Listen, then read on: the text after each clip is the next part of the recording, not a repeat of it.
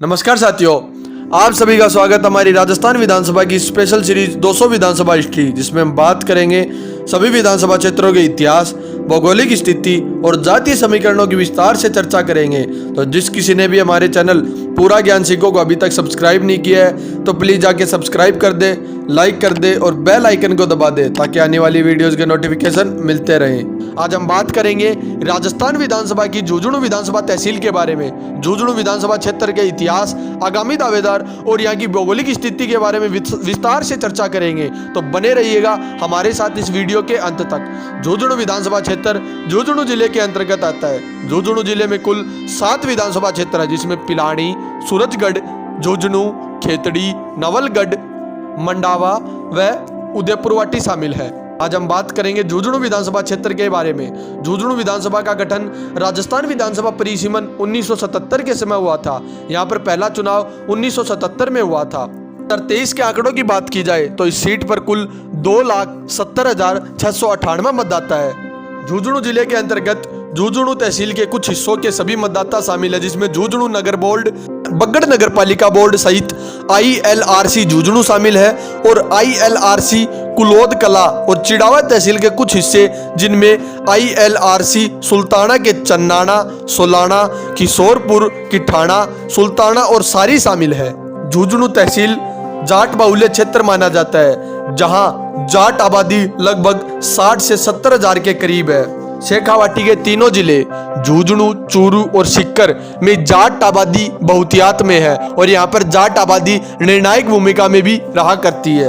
झुंझुनू में जाट मतदाता लगभग 60 से 70 हजार के बीच है। मुस्लिम 30,000, राजपूत 10,000, ब्राह्मण 10,000, स्वर्णकार 10,000, माड़ी 5,000, SC और ST जिसमें मेघवाल, वाल्मीकि, मीणा और अन्य जातियां से 15 से 20,000 के बीच है। कुम्हार 20,000, जांगीड़ 5,000, गुज्जर 2,000, लुहार 5,000 तथा अन्य जातियां 15,000 के बीच हैं, जो परिणाम में निर्णायक भूमिका अदा करती हैं। और दोस्तों, हमारे सभी आंकड़े अनुमानित आंकड़े हैं, तो मेरा आप सभी से अनुरोध है किसी प्रकार का कटाक्ष ना कीजिएगा हमारे आंकड़ों के ऊपर। वीडियो के अंत में कमेंट करना आपका दायित्व बनता है, तो प्लीज आप कमेंट जरूर कीजिएगा। बात करते हैं झुंझुनू विधानसभा क्षेत्र में प्रथम चुनाव 1977 में हुआ।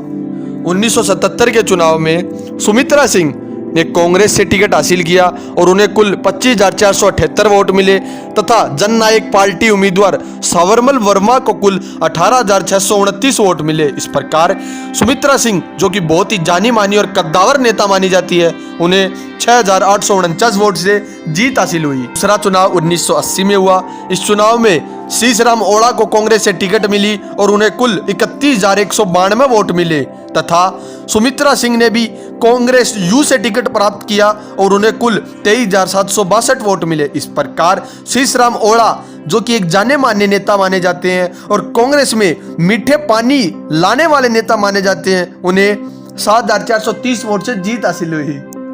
तीसरा चुनाव 1985 में हुआ। इस चुनाव में भी कांग्रेस ने शीशराम ओड़ा पर भरोसा जताया। उन्हें कुल 47,039 वोट मिले तथा निर्दलीय उम्मीदवार नरोत्तम लाल जोशी को 22,574 वोट मिले। इस प्रकार शीशराम ओड़ा ने लगातार दूसरी बार जीत हासिल करते हुए 24,465 वोट से बड़ी जीत हासिल की। चौथा चुनाव 1990 में हुआ। इस चुनाव में मोहम्मद महीर आजाद, जो कि जनता दल से टिकट मिला, उन्हें कुल 50,092 वोट मिले तथा कांग्रेस उम्मीदवार और कद्दावर नेता माने जाने वाले शीशराम ओड़ा को इस चुनाव में हार का सामना करना पड़ा। उन्हें कुल 38,462 वोट मिले तथा जनता दल उम्मीदवार मोहम्मद महीर आजाद ने 11,630 वोट से जीत हासिल की। 1993 में फिर कांग्रेस ने शीशराम ओड़ा पर भरोसा जताया और उन्हें कुल 47,629 वोट मिले तथा सावरमल वर्मा को भाजपा से टिकट मिला और उन्हें कुल 24,731 वोट मिले। इस प्रकार शीशराम ओड़ा ने यहां से 22,898 वोट से जीत हासिल की। छठा चुनाव 1998 में हुआ। इस चुनाव में निर्दलीय उम्मीदवार सुमित्रा सिंह ने टाल ठोकी। उन्हें कुल 42,874 वोट मिले तथा कांग्रेस उम्मीदवार विजेंद्र सिंह ओड़ा को कुल 41,976 वोट मिले। इस प्रकार सुमित्रा सिंह ने मात्र 898 वोट से जीत हासिल की। अगला चुनाव 2003 में हुआ। इस चुनाव में बीजेपी उम्मीदवार सुमित्रा सिंह को कुल 54,621 वोट मिले तथा कांग्रेस उम्मीदवार विजेंद्र ओड़ा को कुल 53,036 वोट मिले। विजेंद्र ओड़ा, जो कि शीशराम ओड़ा जी के सुपुत्र हैं, उन्हें हार का सामना करना पड़ा। इस चुनाव में सुमित्रा सिंह ने 1585 वोट से जीत हासिल की। अगला चुनाव 2008 में हुआ। इस चुनाव में कांग्रेस से विजेंद्र ओड़ा को फिर से टिकट मिला और उन्हें कुल 38,571 वोट मिले तथा डॉक्टर मूल सिंह शेखावत जो पूर्व में पिलानी विधानसभा से भी चुनाव लड़ चुके थे, उन्हें भाजपा से टिकट मिला और उन्हें कुल 29,255 वोट मिले। दोस्तों मैं आपको एक चीज और बता देता हूं, जो डॉक्टर मूल सिंह शेखावत है वो समाज सेवी भी है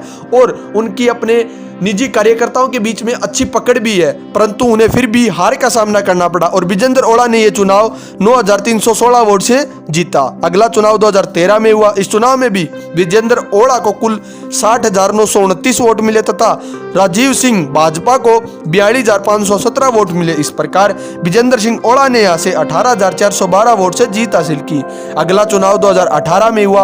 अगला और ये पिछला चुनाव भी है। इस चुनाव में भी कांग्रेस से विजेंद्र ओड़ा को टिकट मिला और उनके प्रतिद्वंदी उम्मीदवार राजेंद्र भामू को भाजपा से टिकट मिला। विजेंद्र ओड़ा को इस चुनाव में 76,177 वोट मिले तथा बीजेपी उम्मीदवार राजेंद्र भामू को कुल 35,612 वोट मिले। इस चुनाव में कांग्रेस के विजेंद्र ओड़ा ने लगातार जीत की हैट्रिक लगाते हुए बहुत बड़े मार्जिन से जीत हासिल की। उन्हें 40,565 वोट से जीत हासिल हुई। दोस्तों विधानसभा चुनाव 2023 को मद्देनजर रखते हुए विधानसभा चुनाव में संभावित चेहरे कुछ इस प्रकार है। सर्वप्रथम वर्तमान विधायक और कांग्रेस के जनप्रिय नेता तथा सचिन पायलट गुट के नेता माने जाने वाले विजेंद्र सिंह ओड़ा जो कि कांग्रेस से टिकट के दावेदार है। दूसरा संभावित चेहरा इस कड़ी में बीजेपी उम्मीदवार और पूर्व में विधायक का चुनाव भी लड़ा राजेंद्र सिंह भामू जो कि समाज सेवी भी है और बड़े उद्योगपति भी है तथा क्षेत्र में अच्छी पकड़ व कार्यकर्ताओं के बीच मजबूत नेता माने जाते हैं, भाजपा से टिकट के दावेदार। दूसरे पूर्व में विधायक रही और बीजेपी की कद्दावर नेता मानी जाने वाली सुमित्रा सिंह जो कि टिकट की दावेदार मानी जा रही है। चौथे राजेश चौधरी गुड्डू जो कि भाजपा से टिकट की दावेदारी कर रहे हैं और 2013 में भाजपा से विधानसभा चुनाव भी लड़ा।